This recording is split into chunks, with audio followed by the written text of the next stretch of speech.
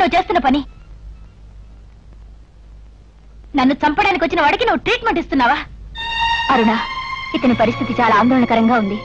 Doctor గా నా ఉత్తి ధర్మాన్ని నెరవేరుస్తున్నాను. వాడికి స్పృహ వచ్చాక మనల్ని ఏం చేస్తాడో నీకేం తెలుసు? రోగిష్టైనా, శత్రువు అయినా, హంతకుడైనా సరే నా డ్యూటీ నేను చేస్తాను. అది నా బాధ్యత. స్పృహ వచ్చేదాకా వెయిట్ చేయి. వీడికి స్పృహ వచ్చేలోగా నేనే పోలీసులకు ఫోన్ చేస్తాను.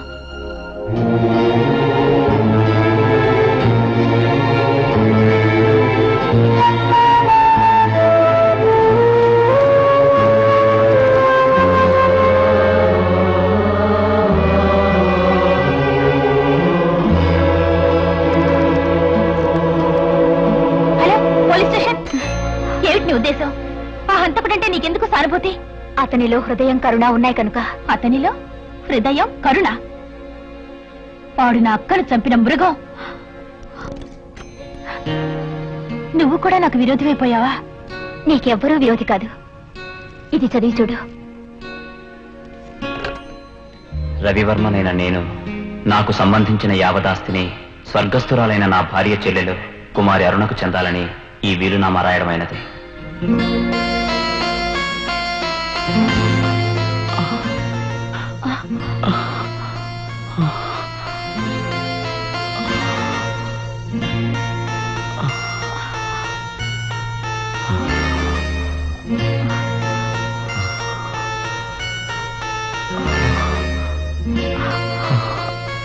అతనికి చాలా సీరియస్ గా ఉంది. హాస్పిటల్కి వెళ్లి మెడిసిన్స్ తీసుకొస్తాను.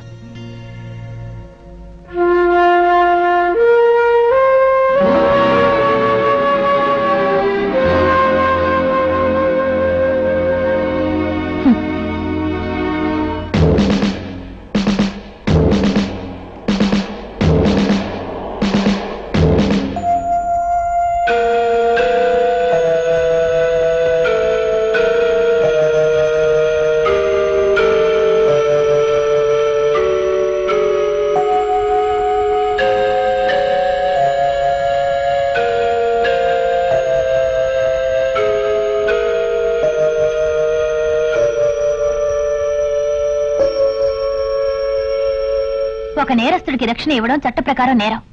ఈ విషయం బయటికి తెలిస్తే మనమే జైలుకి వెళ్ళాలి. అయితే ఇప్పుడు ఏం చేయాలంటావు? పోలీసులకు తెలియచేస్తే వాళ్లే తీసుకెళ్లి ట్రీట్మెంట్ ఇప్పిస్తారు. ఆ తర్వాత అతన్ని ఉరి తీస్తారు.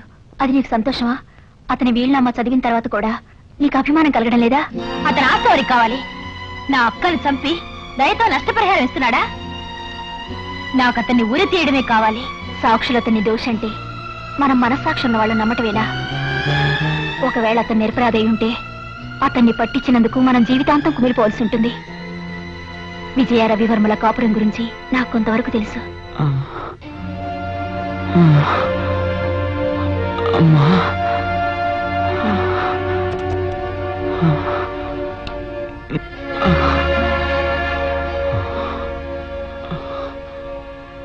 రవి,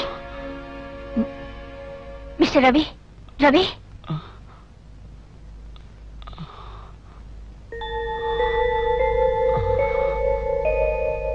శాంతి, ఇప్పుడు నేను ఎక్కడున్నాను? మా ఇంట్లోనే ఉన్నారు. నా దగ్గర వీలునామా ఉండాలి. జాగ్రత్తగానే ఉంచాను. నన్ను ఎందుకు ఇలా కట్టిపడేశారు? Please కట్లిప్పండి, please. శాంతి, ముందు అతనికి మత్తు ఇంజెక్షన్ ఇచ్చి నిద్ర పుచ్చుతావా లేదా నన్ను పోలీసులకు ఫోన్ చేయమంటావా?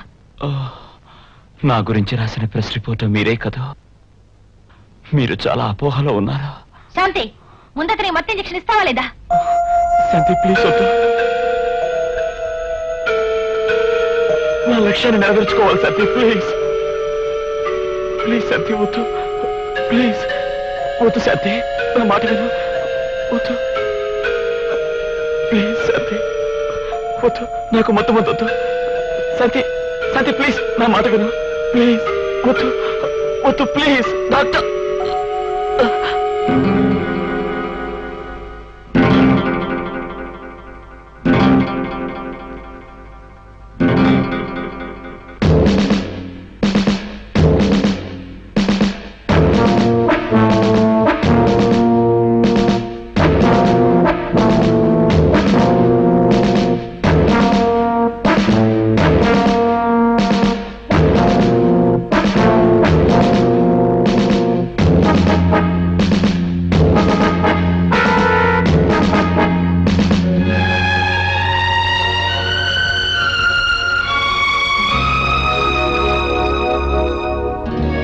Good morning. Good morning. Shanti గారు, నాకు చిన్న సహాయం చేసి పెడతారా? ఏమిటి? ఒక ఉత్తరం రాసి పెట్టాలి. ఓ, దానికి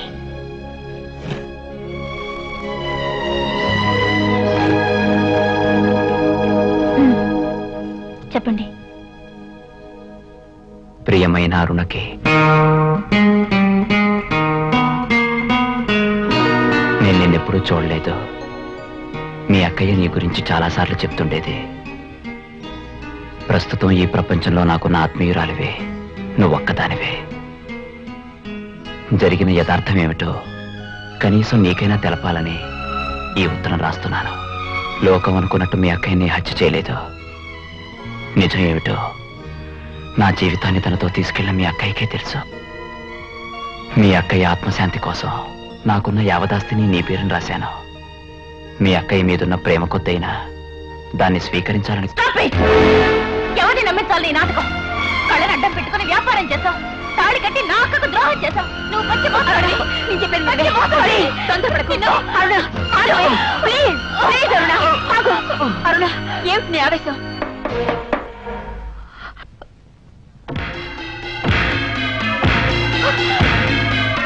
అరుణ, అరుణ, అరుణ, ప్లీజ్ ఆగు. తెలిసింది, తెలిసిపోయింది. మీరెందుకు భయపడుతున్నారో తెలిసిపోయింది. ఆ రవివర్మగాడు వస్తాడనేగా. ఇంత భయపడేవాళ్ళు ఇంకెంత జాగ్రత్తగా ఉండాలి. టకటకమని తలుపు చప్పుడు వినపడగానే తలుపు తీసేయడమేనా? ఎవరు వచ్చారో ఏంటో చూసుకున్నక్కర్లేదా?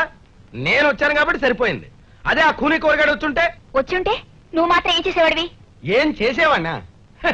అంటే మన హిస్టరీ బొత్తిగా తెలియదు అనమాట.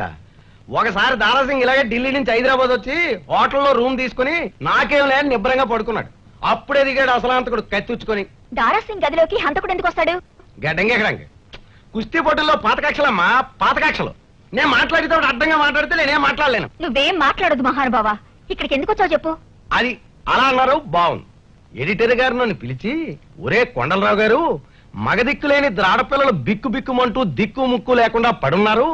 ఏ క్షణంలో ఏ ప్రమాదమైనా జరగచ్చు. అవసరమైతే నువ్వే స్వయంగా రక్షించాల్సి ఉంటుందని చెప్పి సెలవిచ్చి మరీ పంపించారు. అందుకే వచ్చాను. మాకొచ్చిన భయమే లేదు, సరేనా? భయం లేదు భయం లేదు అంటూనే పీకల మీద తెచ్చుకున్నారు.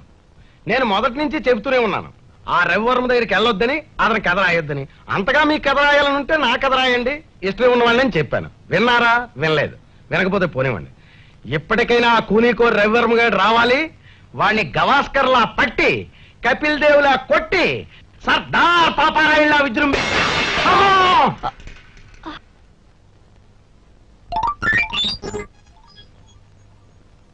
అమ్మాయి గారు, ఆ రవివర్మ గారు వచ్చేసినట్టున్నాడు. బ్రతుకుంటే డస్ట్బిన్ లో వేస్ట్ పేపర్లు తినైనా బతకొచ్చు. మీరు కూడా దాక్కోండి. కొండలరావు, నువ్వు కంగారు పడి మమ్మల్ని కంగారు పెట్టేశావు. ఏం లేదు, పిల్లి సామాన్లు పడేసింది. నేను కంగారు పడ్డమా? పైనుంచి పులి వచ్చినా, పక్క నుంచి సింహం వచ్చినా, ఎదురుకుండా ఏనుగు వచ్చినా చెక్కు చెదరకుండా ఉండే వంశం మాది. కాకపోతే వచ్చిన వాడి చేతిలో కత్తి ఉంటుందేమో, గుచ్చుకుంటే సెప్టిక్ అవుద్దేమో అని ఆలోచించి. గొప్పగా ఆలోచించావు కానీ ఎడిటర్ గారి దగ్గరికి వెళ్ళి అరుణకు ఆరోగ్యం బాగోలేదని 2 రోజులు లీవ్ కావాలని చెప్పు. ఆరోగ్యం బాగలేదా? అయితే ఆయుర్వేదంలో కానీ అల్లోపతిలో కానీ ఏ పతి అక్కర్లేదు. ముందు నువ్వు ఇక్కడి నుంచి దయచేయి ప్లీజ్. అయితే మీ గతి మీరు చూసుకోండి.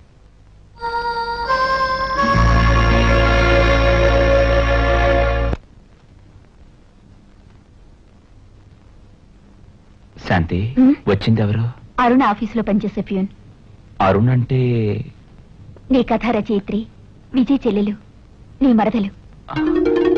నా మరదలు